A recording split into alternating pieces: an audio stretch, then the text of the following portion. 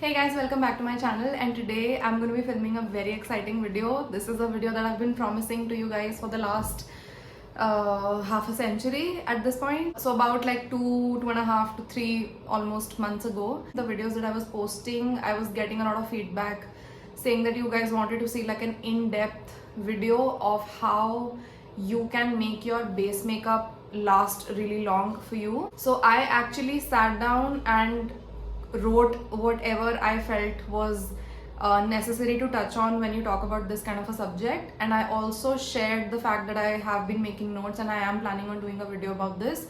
So I asked for some feedback and some recommendations of specific topics related to this issue that you wanted me to touch on, and a lot of you shared some feedback as well. So I have in front of me everything that I want to talk about today, and I'm going to be trying to really just stick to what I've written down and almost read it out to you, because if I don't, I know I'm going to ramble too much and this video is going to end up being like 2 hours long, because that is possible. I can do that. So I'm going to try to keep it very concise and very to the point. Before we begin, I want to address my hair. I really try to make it look cute, but it's just way too hot here. The humidity is just off the charts, so I've had to put it up in a bun. When we're done with the makeup today, I'll try to open it up and see if I can make it look cute, but for now it's staying up. So back to the three-pronged approach that we were talking about. There's three things that I want you to think about when you think about your base makeup. So that's your skin prep, your makeup, and the tools that you use. Mostly people just end up focusing a lot on the skin prep and the makeup that they use and not on the tools, but in my opinion they are sometimes equally important, if not more important. Makeup and skin prep is also definitely stuff that you should be paying a lot of attention to, but tools is like a concept here that I feel like is often overlooked, so I want to touch upon that as well. So starting with skin prep, I'm going to show you what I'm going to be using for skin prep today, and after I'm done showing you what I'm going to be using and talking about it, I will share why I've used it and all the kind of stuff that I feel like everyone should keep in mind while thinking about skin prep and doing skin prep for the specific kind of makeup that they want to achieve. So before I begin, I want to mention that this look is targeted towards like special occasion makeup. This by no means is going to be like an everyday routine. So for my skin prep today, I'm going to be using the Aqualogica Illuminate Plus Oil Free Moisturizer. This is what it looks like. This I received at the beginning of this month, and we're like halfway through the month. I have used this every single day since I've received it. So when I receive products, I try them on, and if they are products that have like chemical exfoliants in them and stuff, I tend to use them less often, because of course those are not products that you can use every day. But this one is completely free of all of those kind of actives that work in that way, like exfoliation. This has no AHAs, no BHAs, no PHAs, none of that. All it contains is wild berries and alpha-arbutin. The alpha-arbutin here is going to be making sure that it helps any sort of uneven skin tone, pigmentation that you might have. Look at it as like a synthetic substitute for vitamin C, because vitamin C is kind of like one of those ingredients that is really hard to stabilize and it goes bad pretty quickly. So the packaging and the formulation needs to be just perfect for it to stay effective for longer, and by longer I mean it should be able to maintain the efficacy of the vitamin C in the product till the last few uses. So now, because vitamin C is so hard to stabilize and it goes bad pretty quickly, alpha-arbutin is a really good substitute because it does all of those same things, but it's much easier to stabilize and much easier to put into formulations and have it be effective till the last few uses of the product. And also what I've recently figured out is my skin, depending on what brand and what kind of a product I'm using,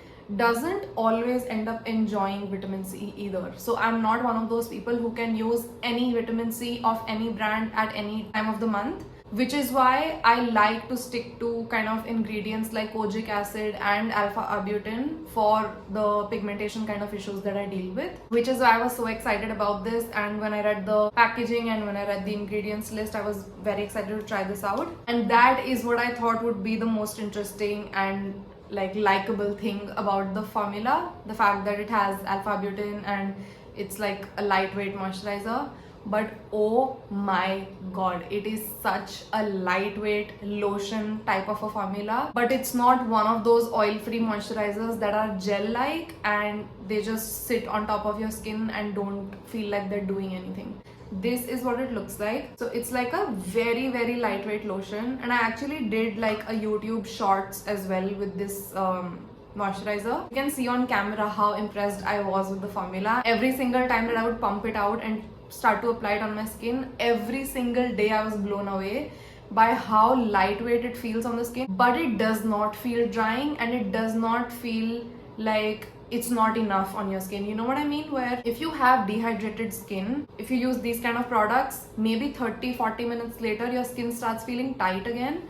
This does not do that at all. It feels more than enough in terms of hydration. It's hydrating enough to the point where you will not need anything else, but it's lightweight enough where you can wear this all day every day and it's not gonna make your skin look greasy. And these days, especially because of all the humidity that's been happening, I tend to stick to these kind of products because I like the dewy and just looking like a glazed donut kind of a situation during winters, because that's when I can actually take it.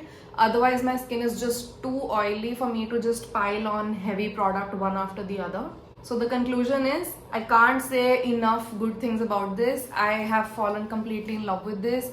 I'm going to be using this till the day it runs out, and the day it runs out I'm going to order myself another one because I am actually just in love.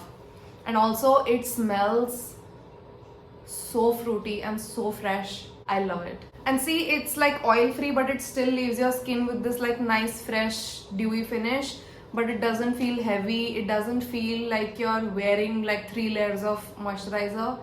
It's just so good. And like all the other Aqualogica products, this one also contains the unique water lock technology, which kind of helps to bind moisture to your skin and over time helps it retain moisture better also. So if you're interested in this product, you can go to their website, which is aqualogica.in, and you can use my code PRERNA2023 to get a 20% discount on your order.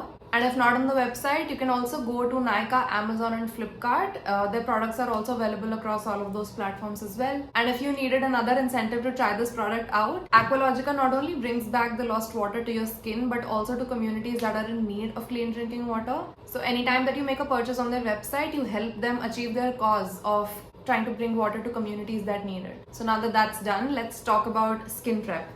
So when we talk about skin prep for long-lasting makeup, one thing that you need to keep in mind is more products does not always mean better skin prep. I feel like a lot of knowledge that we get when it comes to makeup application these days, it used to be YouTube, but now I feel like it's shifted to Instagram. I don't think everyone watches YouTube the same way anymore. And whatever I see on Instagram, it's a minimum of 2 or 3 products being used for skin prep, no matter who is doing it. I've seen celebrity makeup artists do it, and I've seen normal like content creators do it as well.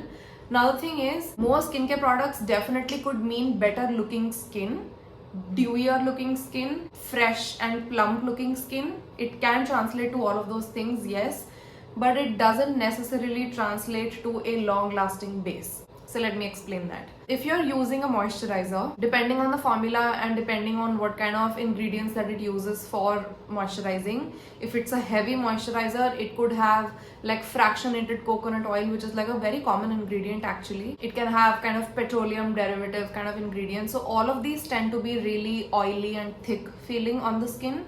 So you have one layer of that product. Now if you only stick to that, you still may be fine, depending on your skin type also, because again, your skin type is a big factor here. So we have to kind of include that as well when we talk about skin prep. But right now I just want to focus on the products that people tend to use. And then if you kind of like using primers as well, you add another layer of a similar product on top, because primers don't necessarily have a very different ingredients list than a moisturizer.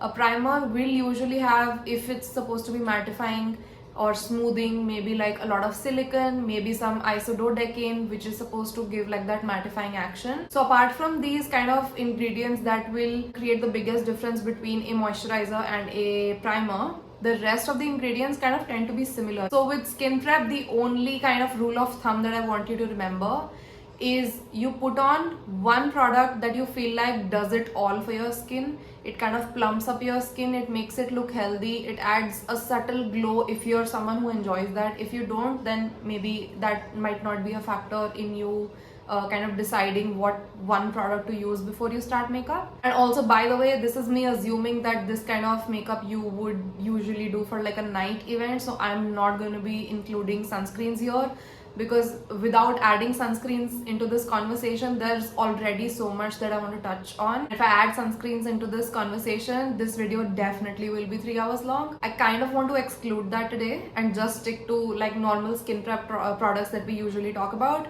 which could be serums, moisturizers, or a facial mist or a makeup setting spray, something along those lines. So I'm going to touch on that. You put that one product on your skin. After about 30 or 40 minutes, or any gap that you can kind of maintain between skincare application and your makeup application, if you can actually touch your skin and feel that product sitting on top of your skin and you feel like this almost like a slightly oily residue, it is going to mess with the formulation of your foundation. So now I'm going to be slightly moving to the makeup category here. Your foundations and concealers usually will tell you what kind of finish they have. So for example, I have the